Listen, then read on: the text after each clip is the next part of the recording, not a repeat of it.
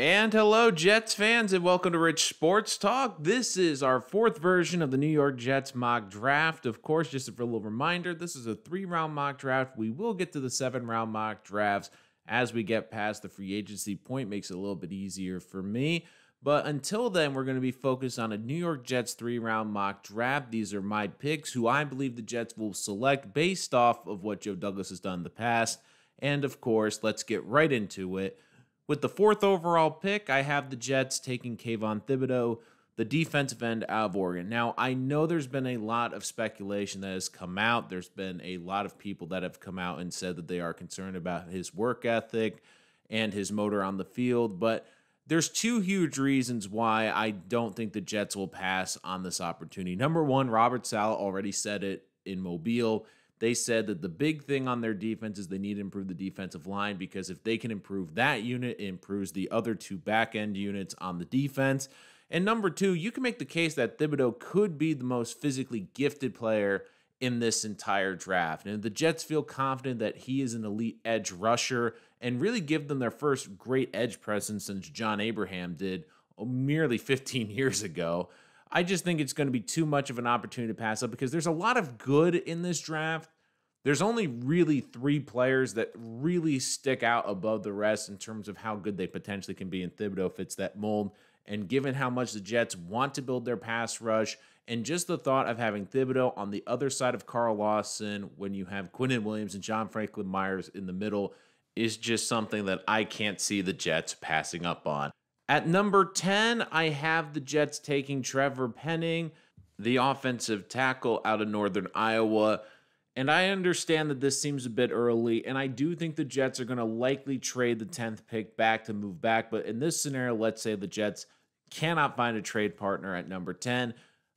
Do they take Penning a little bit early? Yes, but here's a couple of things that I really think stick out. Number one is, it was clear the Jets loved this kid at the Senior Bowl. Joe Douglas was seen talking to him a considerable amount of time. They loved his attitude, playing pissed off, playing physical. But the biggest reason of all the second-tier offensive linemen, which I think Penning leads, Penning offers great versatility. He showed it at Mobile. He can play all 4 positions outside of center, and that is appealing to the Jets, because in a perfect world, they put him at right guard. He's their starting guard next year. But given the injury history with Mekhi Becton, if they need to move him to a tackle spot, he can easily do that. There's a lot to be done with his technique. There's little things that can be done to improve that technique. But you just look at the physicality, the raw tools that he has, and just how much of a bully he can be on the offensive line.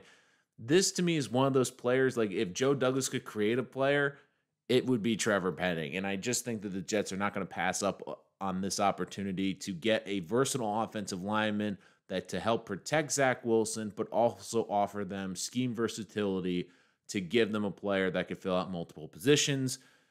And then I have a trade. I have the Jets trading up, trading pick 35 and a 4th-round pick to get into the mid-20s to select Treylon Burks, the wide receiver out of Arkansas. At 6'3", 232 pounds, he basically is a linebacker playing receiver. And you saw in college operate a lot in the slot, but he was also second in the nation in yards after catch. And look, believe London and Williams will go first.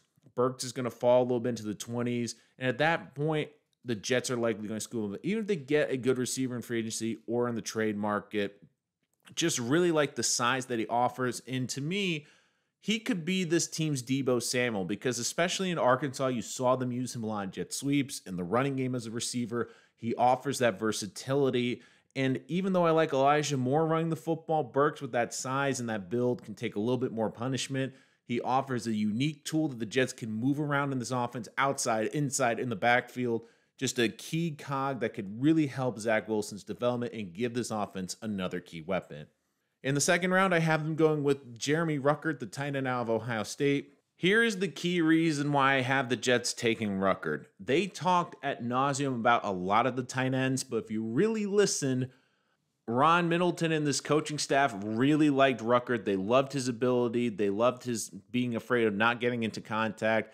They liked his ability to stretch the field. And look, Ruckert didn't get an opportunity to produce just because of that's Ohio State's offense. They didn't go through him, but when he was targeted, he was highly effective and a playmaker. Just look at this. The highest passer ratings for wide receivers slash tight ends in the Big Ten over the past 3 years. This is in terms of quarterbacks completing the football.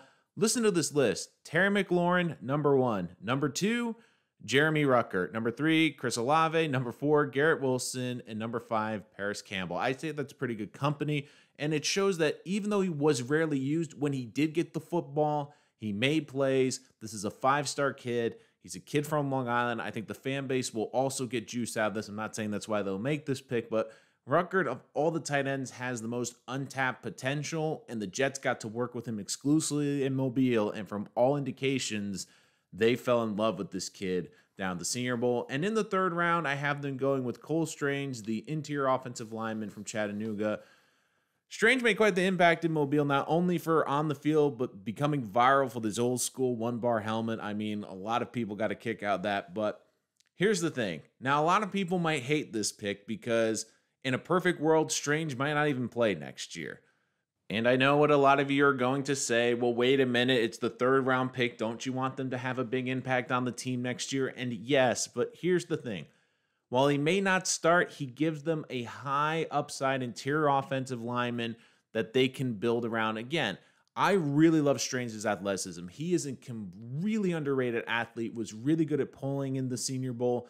I love his athleticism, but I think people are going to look down upon him because he's merely an interior offensive lineman from a small school. So being able to fall here, I believe the Jets have a 2nd-round grade on him. And because he's sitting here in the 3rd round, they're not going to pass up on this opportunity. And don't forget what happened at the end of last year. Connor McGovern was hurt. The guards were hurt. I mean, the Jets were down to their 3rd and 2nd string offensive linemen. And here's the other key piece. Connor McGovern, I don't think they're going to cut him, but long-term, could they get out of his deal and could they groom Strange into the center? He did take snaps in Mobile. He could be a long-term answer potentially at center. But more importantly, like I said earlier, the injury history with Mekhi Becton. If Becton goes down and then you have to kick Penning out to tackle, now you have a high-end guard that can come in and play right away. If Connor McGovern has to miss 2 or 3 games, you have a high-end backup there.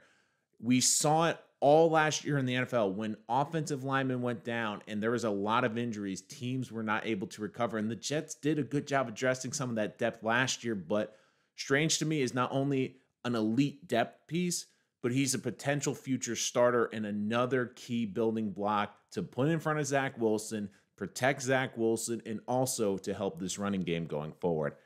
And that's our mock draft. Make sure you hit that subscribe button so you don't miss any of our latest mock drafts, including the 7-rounders, which will be coming after free agency. And of course, more great New York Jets content, including live streams, reaction posts, and individual posts coming on Rich Sports Talk. And again, check out our community page. We love to have polls there. We love to get your reaction, and we love to hear what videos you would like for us to make. But until next time, I'm Nolan Rich, and this is Rich Sports Talk.